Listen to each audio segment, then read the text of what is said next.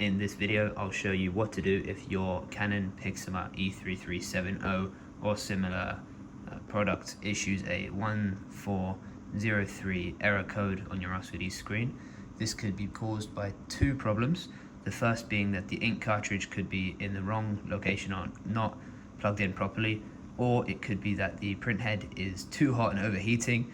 This is quite a common issue, especially with offices that have to print a lot of documents or scan a lot. It can cause the printer to overheat.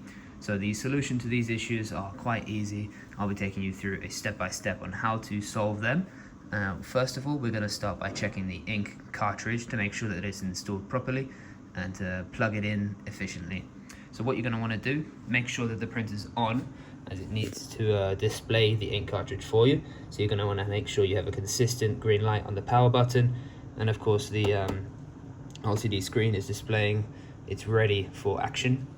Then you want to come down to the bottom of the printer and make sure that this tab is tucked under, as it may stop the tray from sliding up.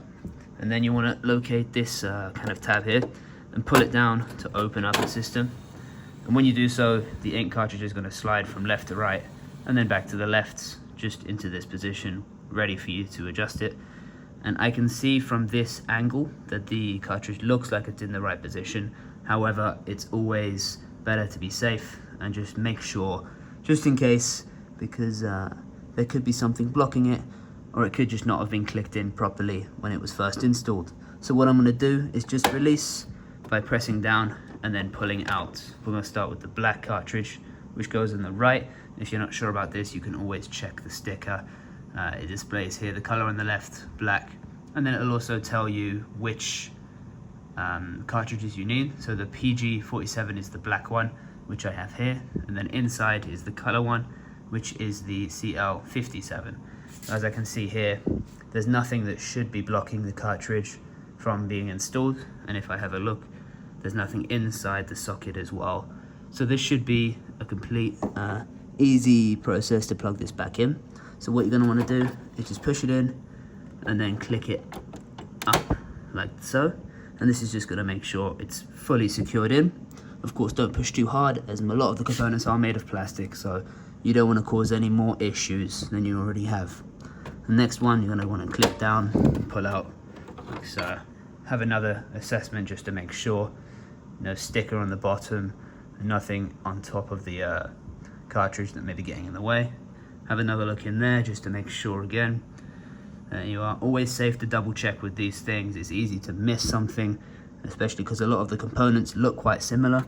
So it's easy to think that something's in the right place when it may not be. So always just double check and make sure. So now we know that the cartridges are fully secured and in the correct position. We can go ahead and close this tray. Now the second cause of this error could be that the system is overheating. So what I'd recommend for you to do is to fully shut down your printer by turning it off like so. Now the green light is just going to flash for a few seconds. Try not to do anything until it's stopped flashing and you have no green light. There you are. There's no light and there's nothing displayed on the LCD screen. And then you want to just unplug the printer to make sure that there's no power reserve. And now, just if you want to be extra safe, what you can do is hold your finger down on the power button. As you see, the green light there flickered, displaying a little bit of power reserve. And we want to just drain it completely of the power.